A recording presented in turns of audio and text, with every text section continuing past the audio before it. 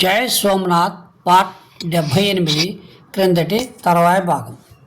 అమీరు సైన్యం అడవి దాటి ప్రభాస దుర్గం చుట్టూ మహాప్రళయంలా ఆవరించింది. ఆ తర్వాత ఆకాశాన్ని భేదిస్తూ అల్లాహు అక్బర్ అనే నినాదం ప్రచండమై నలువైపులా వ్యాపించింది. మీరిక్కడే ఉండండి గురుదేవా, నేను వెళ్తాను అని భీమదేవుడు కమలాఖాణి విమల మంత్రులతో శిఖరం దిగి ముఖద్వారపు బురుజుపైకి పరిగెత్తాడు. అగర్తకటి వైపు అశ్వసేన కొంత దూరం వరకు వచ్చి నిల్చున్నది. సైన్య వ్యూహం అద్భుతమై అపూర్వమై కనిపిస్తున్నది. మూడు వైపులా సైనిక దళాలు చిత్ర ప్రతిమల్లా నిల్చున్నాయి. అందరూ బాణాలు ఎక్కుపెట్టి ఉన్నారు, కానీ ఒక్కడూ బాణం వదలలేదు. సముద్రపు దిక్కు తప్పితే మిగతా మూడు వైపులా ప్రభాసదుర్గం ముట్టడింపబడింది. అల్లాహు అక్బర్ అని తిరిగి గర్జన ధ్వని వినిపించింది. జై సోమనాథ్ అని భీమదేవుడు అతని సేనలు ఉద్ఘోషించాయి. అమీర్ సేనల ముట్టడి మధ్య రాజపుత్ర వీరులతో ప్రభాసదుర్గం నల్లని మహానాగ ఫణాగ్రణ చిరునవ్వులతో చిందులు త్రొక్కిన శ్రీకృష్ణులా విరాజులుచున్నది.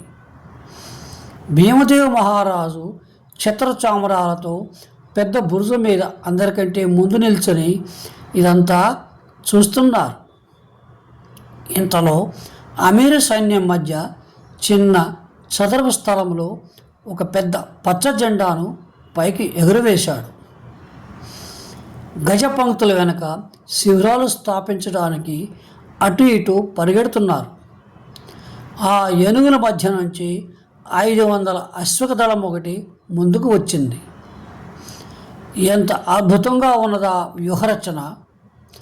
మూడు వైపులా విలుకాండ్ర పంక్తులు, వాటి మధ్య విచ్చుకత్తులతో అశ్వికులు. అలా సైన్యం పంక్తుల రక్షణలో మధ్యగా దాదాపు 15 అశ్వికులు ముందుకు నడిచారు. వీరందరి ముందు పెద్దదైన పచ్చని తలపాగాతో ఒక భీకరాకారుడైన అశ్వికుడు నల్లని ఉత్తమశ్వాన్ని ఎక్కి ముందుకు వస్తున్నాడు. సామంతుని వందన ఎంత యథార్థం!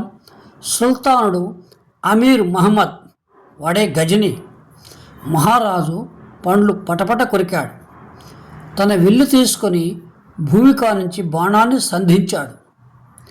గుజరాత్ మొత్తంలో సాటిలేని ఆ మేటు విలుకాని చేతులు తపిస్తున్నాయి. అమీరు ప్రభాసదుర్గాన్ని పరిశీలించడానికి అలా ముందుకు రాగానే అల్లాహు అక్బర్ అని అతని సేనలు గర్జించాయి. జై సోమనాథ్ అని రాజపుత్రులు ప్రతిధ్వనించారు. భీమదేవ్ మహారాజు మీసాలు దూవుతూ నిల్చున్నాడు.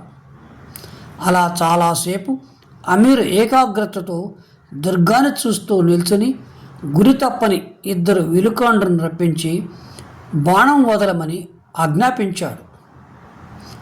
ఒకని బాణం అగర్తాలో పడిపోయింది, మరొకనిది అంతవరకు కూడా రాలేకపోయింది. రాజపుత్ర సైన్యం ప్రళయ సదృశ్యంగా విజయ అట్టహాసం చేసింది. సాల్మార్ సూద్ అశ్వాన్ని దుమికిస్తూ తొందరపాటుతో ముందుకు వచ్చాడు.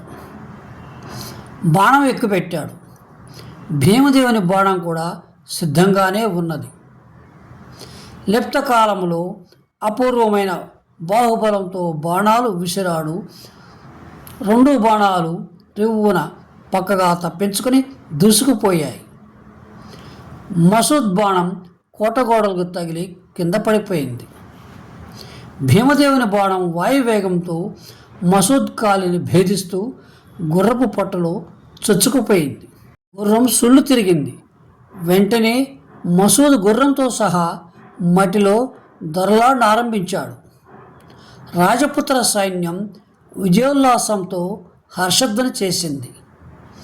జై సోమనాథ్ అనే నినాదంతో ఆకాశం దద్దరిల్లిపోయింది. మహారాజును చూచి చాలామంది అలాగే బాణాలు విడిచారు. కానీ ఒక్కటి అంత దూరం వరకు పోలేదు. మసూద్ కట్టుకొని నవ్వుతూ అమీర్తో పాటు తిరిగి వెళ్ళిపోయాడు. అమీర్కు ఆ రోజే యుద్ధం ఆరంభించాలని లేదు.